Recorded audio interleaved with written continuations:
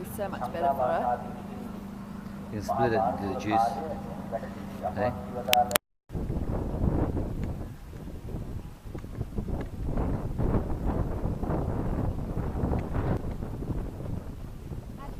Not long enough. Oh. Get it too far down. So like a 100-year-old bridge. Yeah. And the train used to stop on the other here with the tunnel, and then somebody. Built for the like a local man. He living somewhere around here. Oh wow. So he'd stop the train and. And then the local man decided to build this bridge.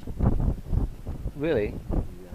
He didn't do it by himself though. Oh, no, I think so. Yeah, many people here.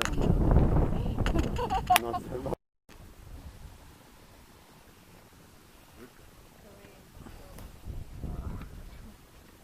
This is what tea looks like. Just doesn't smell like anything much,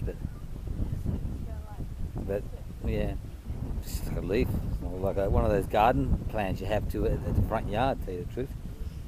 But it's tea, so the whole world's hooked on it. So here's the. Now you've seen it.